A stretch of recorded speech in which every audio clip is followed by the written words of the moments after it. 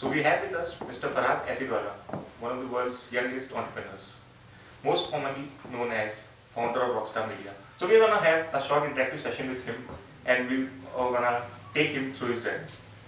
So to begin with, when you began up with this startup, at your age, people generally pick up books and everything. They barely know what business is, and you started up with something. So what was your motivation behind starting up at such an early age? So when I started off, I didn't really know that I was starting a business. Like I knew I wanted to make something out of, these ideas that I had. I didn't know how to start a company. I didn't know any of that. But series of events and perseverance, get someone where you want. So primarily that's how it worked out. So you are saying about the series of events. So I mean, during the whole time, your family was supportive about what you were doing. I mean, taking your mind off the studies. I mean, families at that stage. Never. Mom and dad were basically like, please study. All this can happen later. But once they saw that, I found my true calling, and once they found that, this is something that's taking my sleep away. So that's when they realized that I'm actually serious about it. And maybe after 3-4 years after starting a business, they're like, okay, now you're going to do this full time. So that's when we were good. So I mean, you said the true calling. You realized that this was your true calling, and you even convinced your parents about this is your true calling. So what was that moment? Because I mean, for youngsters, they are seen as a bit confused generation. This generation. So what was your moment? So just for the record, I also told my parents that I'll continue studying. I won't stop studying. So my mom told me do my LLB. My mom told me do my LLM. So I've been doing that. So I've managed it and I've juggled it around. So when you started in the year 2009, so it was that phase of the world economy when not much growth was there, and it was almost not in the peak of the health. So at that time you began with web development thing, when traditional business was suffering to survive. So what gave you a push to start off with something so risky, when even the smoothest of things were searching for survival? So I was very nascent. I didn't have all these global factors at play at that time. Like, it's not something I would have thought of at the time. Maybe today, yes, definitely when we're scaling across the globe, global factors, economies, markets, etc. Definitely things we focus on. Back then, the focus was don't talk. I want to build something out of this. So the focus was let's just launch and see how it goes. And like I mentioned in the talk, it was primarily through references, doing good work, over delivering, sacrificing a few things here and there. That's how led people referring us. And over time, again, the market conditions changed, and we were poised right there to take advantage of that. So when we began generally for entrepreneurs, the major challenge is cash. Okay, even if we invest some amount, we always face this challenge of cash management. So how did you manage it in your life? I think at any scale, always cash is a major factor at play.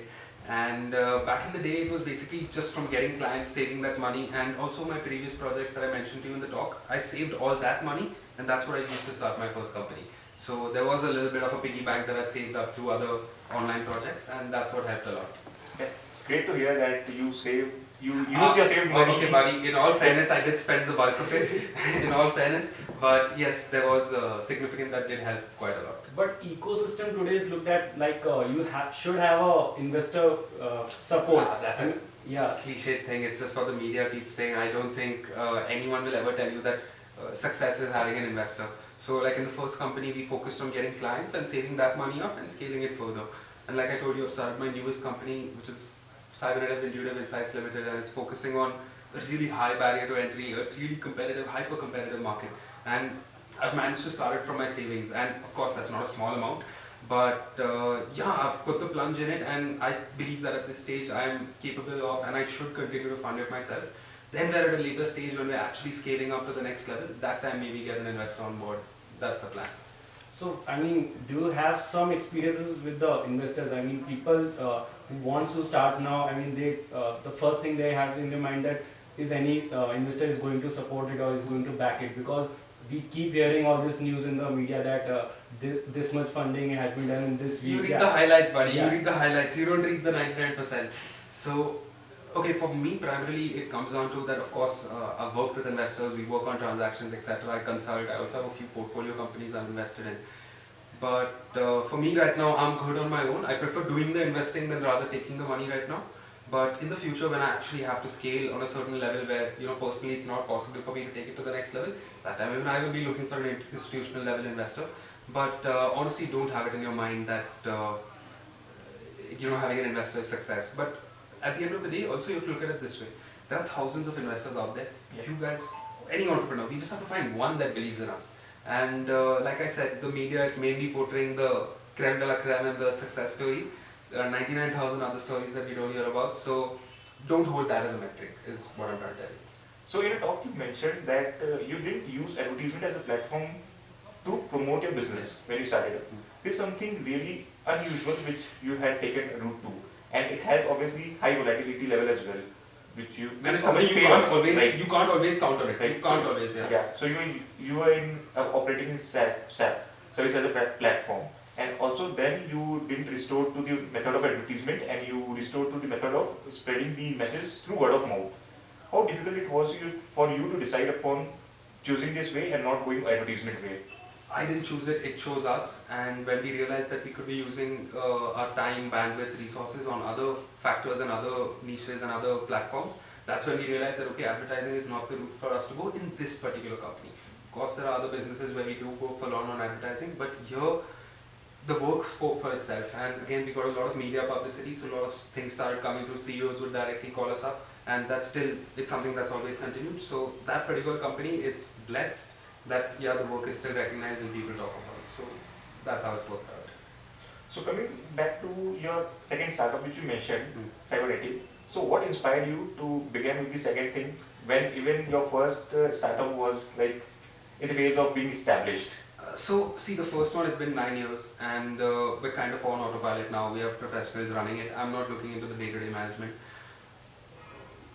But we also realized that, of course, it's nice to say that I found an idea, I got this, and this is really going to kill it. I've found a perfect product market fit, and this is something that's going to work. But at the same time, I realized that innovation and evolving is necessary. So the previous business, while we're still doing solid financially and in many other factors, AI, machine learning, etc., these things are going to play a factor. And hence, natural progression said that cybersecurity, digital asset management, these are things that we have to progress towards and not just be very specific. We have to look at things from a macro level, and it was natural progression. And after being an entrepreneur for close to a decade, you can kind of see trends, right? So it's just me taking advantage of that. So you said a word innovation, right? So I mean, globally India is not looked as a country which, it doesn't We looked at labor, Yeah. manufacturing, we looked at those and things. even Yeah. our startups, they say that most of our startups are copies from the US. I mean, the e-commerce platform that Innovate. Yeah, Innovate. Last I heard that InMobi is one of the few startups that has been recognized by the 1000 startups company. So how do you look that? India has a tremendous potential. I mean, everyone says that Indian youths are going to, leverage technology and their mind to put their skills forward and do something great. So, where do you see we are going to, contribute? In So that? again, I don't want to generalize by saying that we Indians only copy startups. That's not true. We have built really innovative companies also, and it's again the population and how diverse we are. So we can't generalize on this statement, but for sure we have some of the smartest, the youngest population in the world. We have some of the smartest people out there. Great education institutions such as IIM Shillong itself.